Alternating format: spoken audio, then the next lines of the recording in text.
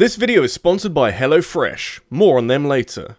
I'm in the mood to rank some things, and you're gonna watch me rank some things, because Nintendo sure have made a lot of video game consoles. They've been a mainstay in the industry for years, and have demonstrated for most of that time that they know what they're doing, and so it brings up the tricky question of how all these consoles rate when stacked up against each other. It's not been a perfect time these past 40 years by any means, but since it's covered such a wide expanse of time, you have a lot of different people experiencing these consoles at different ages, and you're equally likely to find someone feeling nostalgic over the 3DS as you are with the NES. So yeah, 13 consoles, most of which are good, but which ones are the best? I don't know, but I can't wait for everyone to disagree with everything I say.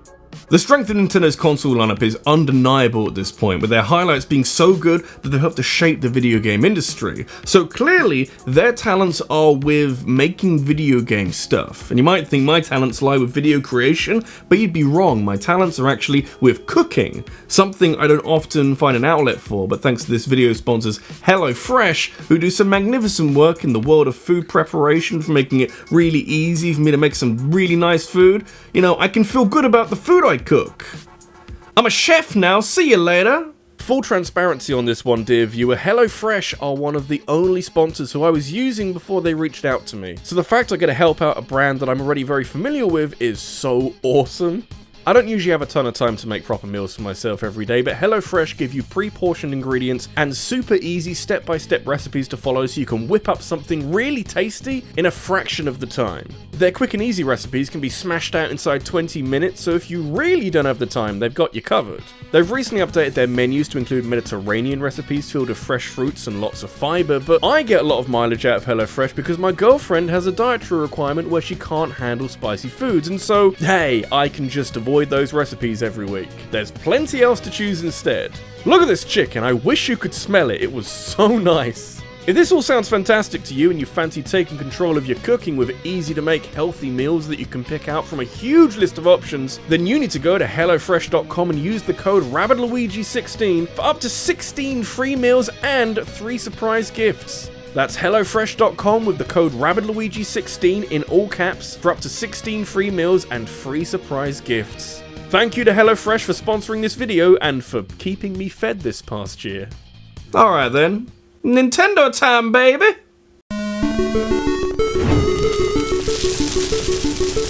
You know where I have to start, and I know you know what is the worst Nintendo console, so we might as well get this over with, because the Virtual Boy is comfortably one of the worst decisions that Nintendo have ever made as a company. And dang, they've had a few, but you just can't beat a very early attempt at creating stereoscopic 3D in the mid-90s with technology that just wasn't there yet. I talked about the Virtual Boy in a bit more detail recently in my video about the worst consoles from gaming history, so we won't spend too long on this thing. But it's actually incredible how far below the expected standard the Virtual Boy is. Like, it's comfortably bottom of this list, and soon we're going to carry on with this video, and the gap to the next worst console is absolutely massive.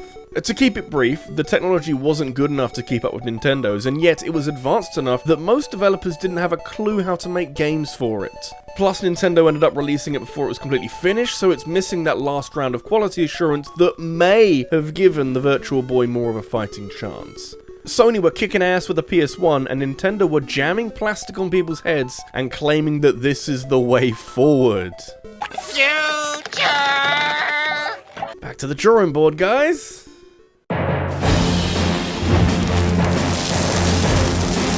So I'm left wondering if you could feasibly describe any other Nintendo consoles as failures in a similar vein to the Virtual Boy. And while you'd be hard-pressed to find anything as catastrophically terrible, even its most fervent of defenders would struggle to justify the Wii U. Looking back on it, I kinda love this thing for being bold and trying some new ideas, most of which are really cool, and show that Nintendo weren't willing to sit still with what worked so well with the Wii. But at the same time, you can't overemphasize what an unbelievably good position Nintendo were in with the Wii. That thing sold so well that I think it rotted Nintendo's brains a little, and obviously the next console had to be some kind of follow-up, but maybe not named in such a way where the average guy on the street doesn't know if it's a new console or maybe some kind of add-on. Likely the sort of thing you'd fix with strong marketing, but the Wii U instead went with a hot garbage approach of advertising to families and children, which veered Nintendo away from the casual demographic towards families, and that didn't go so well. I wish I could say it was redeemed by a stunning library of games, but while it had some real standouts that have since been carried over en masse to the Switch, it's a shame we never got a Metroid game on there, or an original Zelda game, or a traditionally 3D Mario game. I do sometimes wonder what would have happened to sales of the Wii U if it had a generation-defining exclusive on launch day. Like, imagine if this thing launched with the equivalent of Breath of the Wild like the Switch did. That would have been huge! If the next console was called the Switch U, I resign from life. Not sure if it's obvious yet, but I'm including handhelds in with the mainline consoles that hook up to the back of a TV because, those are also consoles, and actually I think it adds to the challenge of trying to rank all these bits of hardware against each other. Like, the difference between, say, the Wii and the Game Boy is so vast, and yet they're both trying to do the same thing. Play some goddamn video games! The Game Boy especially was able to keep this up for 14 years until it was discontinued in 2003, and while that may sound like a long time with the same grey brick, Nintendo were able to spice things up when the Game Boy Color came out in 1998. What can I say about the color version of the Game Boy? Not a lot, really. It could play Game Boy games and a handful of colored exclusives that never really showed off what the thing could do. It was a good move from Nintendo, since it marketed itself as an upgrade on a handheld that was already selling like the cure for racism, but all it is the color picture version of the Game Boy. It's a little hard for me to get excited and all misty-eyed about something so relatively basic.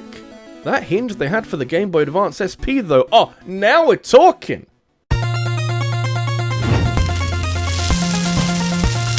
Judging most of these consoles is very challenging, but I reckon there's no console harder to judge than the original NES. At this point in the video, I think we've moved past consoles where the negatives outweigh the positives, and so I want you to know that I don't believe you can lump the NES in with the Virtual Boy and the Wii U as part of Nintendo's failure pile.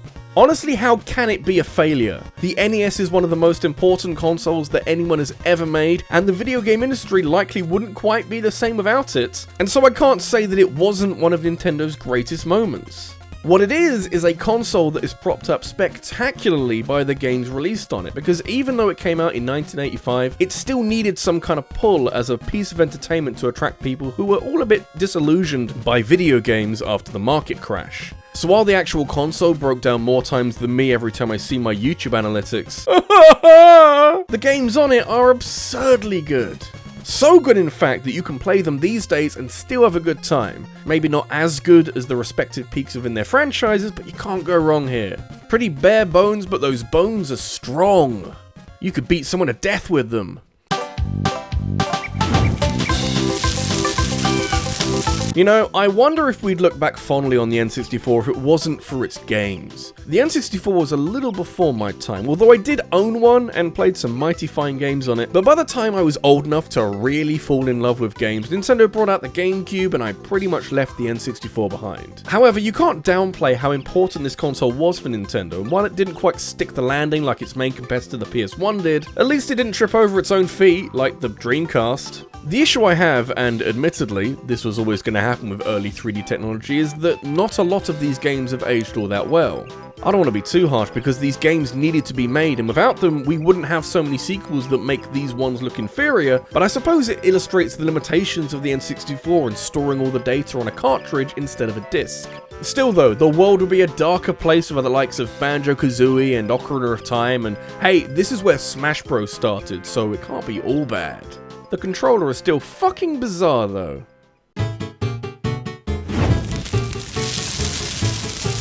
Man, I wish the GameCube was better, I really do.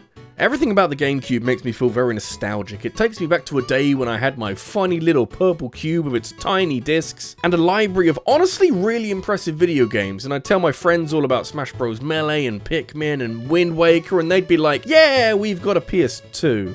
And I'd kinda shrink back into my shell. The GameCube is a good concept modeled and marketed in a way that didn't help it against some really fierce competition. I've already said the games library knocked it out of the park, and I haven't even mentioned Metroid Prime or Double Dash or fucking Resident Evil 4 was on this! But the main issue with the GameCube is that its appearance moved it away from seeming like a games console and more like a toy. Look at it, it's cute. It's a cute games console, I didn't even know that was possible. This hurt its public image a lot, and at a time when the competition was ramping up, Nintendo were perfectly content to do their own thing and keep churning out their teeny tiny GameCube discs. It's kind of the precursor to Nintendo forging their own path and carving their own niche in the market, but they hadn't fully committed to this yet, and it kinda tells. How many consoles do you know that have a carry handle, though? Not many, I imagine.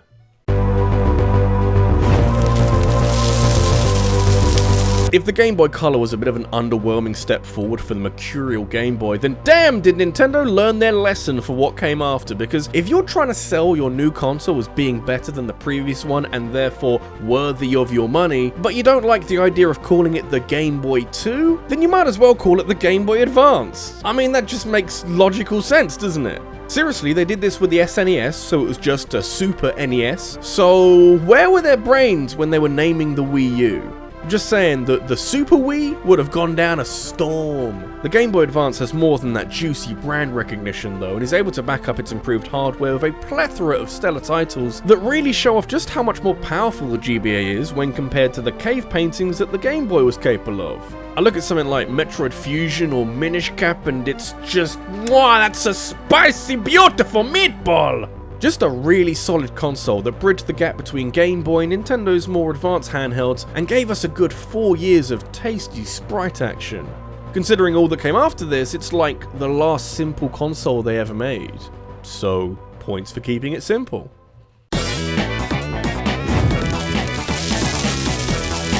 Hey, if you want to talk about nostalgic consoles, then fuck me! I could cry an ocean looking back on the fond memories I have playing my Nintendo DS. This was Nintendo's big bold move after they decided that the Game Boy brand had run its course, and again, if you want a showcase of how to grab the public's attention, then look no further than how Nintendo basically said, you like how many screens the GBA had? Well, this new console has twice as many screens, and the bottom one is a fucking touchscreen. That's just, I didn't even know that I wanted all of that, but now I have it, I can't imagine not having two screens. Hardware-wise, obviously having more screens means you can streamline game design a bit and push menus onto the bottom screen, or do something funky with the controls like the two Zelda games did, but the DS is also in this weird state of limbo where it's not quite powerful enough to replicate the kind of graphics that mainline consoles are throwing out. So graphically it's a little limp in places when the games are trying to replicate 3D and you can feel the DS struggling to keep up, but for the games that kept it simple, it's a fine piece of work. Plus, I can always fall back to playing Animal Crossing on the go, and honestly, that is a priceless feeling. We are so spoiled these days.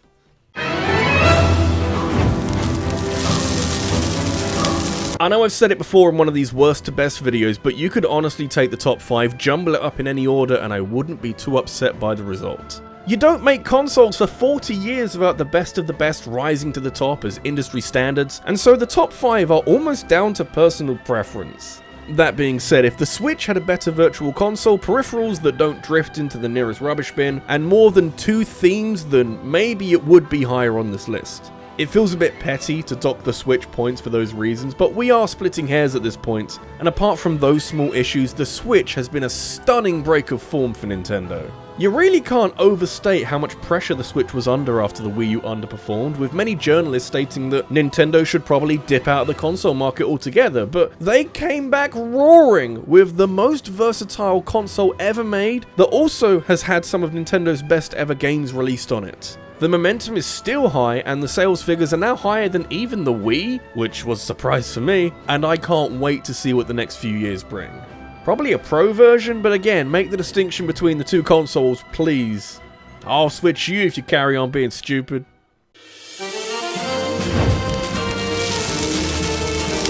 Here's a hot take, or not, I don't even know anymore. I spend too much time on Twitter where every other day people are posting engagement bait about controversial opinions, but I think the 3DS is better than the standard DS ever was. Maybe it's a hot take given their respective sales figures and how the 3DS never stood a chance of reaching more than 150 million units sold, but on a technical level, this thing is a work of art. It's another 3D Nintendo console, but since they made the graphics optional and slidey, they didn't break anyone's brains. Also, the graphical issues with the DS are virtually non-existent, and even though the resolution is a little sad, games like Ocarina of Time 3D and Star Fox 64 3D look absolutely stunning and are basically the best versions of themselves. Plus, unlike the Switch, the 3DS has numerous different themes to download to help give your console a more personal touch, and it also holds the strongest lineup of virtual console games of any Nintendo console. Factor in that it's even backwards compatible with DS games, and you've got hundreds of games you can play anywhere on your kooky 3D machine.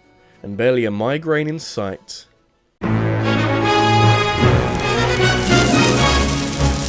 If you think it's hard getting hold of a PS5 or an Xbox Series these days, oh man, you should have been around when Nintendo launched the Wii in 2006. You can ask my dad and he'll tell you that one of his greatest achievements was buying a Wii when they first went on sale, and then almost immediately sold out because Nintendo knew they had something a little special here, and the general public were quite keen to get a slice of it. Crucially, the Wii is kind of the jack-of-all-trades console that allowed Nintendo to tap into a more casual demographic that meant a ton more sales. There's a few different ways of looking at the Wii, and it depends on how you view a console's quality. There's the factual stuff that demonstrates how much of a massive success story it was for Nintendo financially, and after a few console generations of trying to figure out what kind of consoles they wanted to make, the Wii was so confident at a time when their competitors weren't so convincing. Not that they were really competing. The flip side is that the Wii's gimmick of motion controls took a while to be refined properly and spent most of its life as just another button input. And the Wii was so popular that it attracted a lot of shovelware that doesn't show off the Wii in the best of light. Still, nothing that Nintendo could do about that, and it's not like it affected the quality of the rest of the games on the console. Again, the Wii U somehow choked this golden position. Can't blame the shovelware for that one.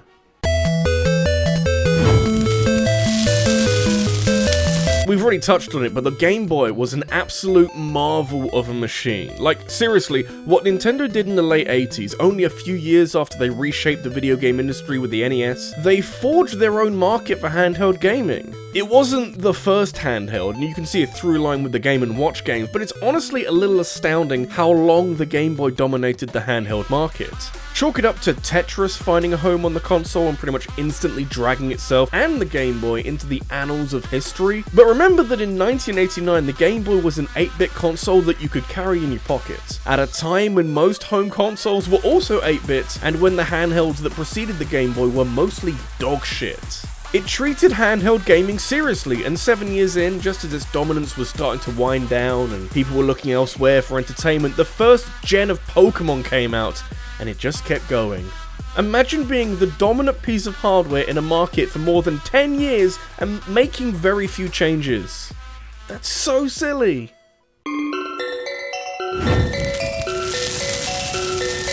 Can anyone tell me the console we haven't placed yet? Yeah, that's right, it's the Game & Watch, which isn't just the best console that Nintendo has ever made, he's also the best character who's ever been put into Smash Bros. Look at that bucket! Nah, for real though, the Game & Watch is good, but not quite what I'm looking for in this video. The SNES, on the other hand, is like a lightning bolt from the heavens that was amazing in the 90s, and all these years later is still a bit of a miracle of a console. The pressure was heavy on this thing, not just as a follow-up to the NES, but also as a way of fighting back against the Sega Genesis, and also convincing the public that these games are worth playing. Oh my god, did they manage all of this, and even though it didn't have the blast processing of the Genesis, Nintendo were able to assemble an unbelievable lineup of games and talented individuals to work on those games, and they extracted every last tiny inch of potential out of the SNES. So much so that many of these games still look, sound, play, do virtually everything just as well as they did about 30 years ago, and that is a ridiculous achievement. Maybe it was helped by the N64 moving to 3D graphics, and so we didn't have much after this to compare it to, but if that is what is required for the SNES to remain this unique little creation, then I have no complaints whatsoever. If the Switch is half this good in fucking 2050, then lightning can strike twice apparently. Anyway, that was 40 years of Nintendo's history of making consoles, distilled into one video that I reckon I could tinker the placements if I really wanted to. They haven't made many consoles that I've been disappointed by, and for like 2 of them to be bad out of 13 is a pretty amazing track record. If you disagree, make sure you tell me as loudly as possible with as many capital letters as you like, and explain your favourite thing about the Virtual Boy and why it's better than anything Oculus has ever made. At least the Virtual Boy isn't in bed with Mark Zuckerberg. If you ask me, I couldn't tell you where Nintendo go next after the Switch, since they really have cornered their own market, but I could see them potentially dipping into virtual reality in the future. Not sure if you can bolt that onto the Switch though, so we'll check back at the end of the decade and see what's what. I'm sure they'll have come up with something by then. If I was to make this video 5 years down the line, who's to say that my mind won't change? You know, I'm a creature of my environment. If the world turns against the Switch, then, you know, I might do that as well. I'm fickle. This is RabbidLuigi, and if you enjoyed this video, make sure you leave a like and subscribe for more in the future. And if you want to watch a video right here, there's a video right here which I forgot what it's about. Bad game companies, good to know. I also want to thank my top supporters on Patreon, including Sarah Mallion, Christopher Robinson, and the Green Scorpion. Thank you for watching, and my Wii U is in this box over here!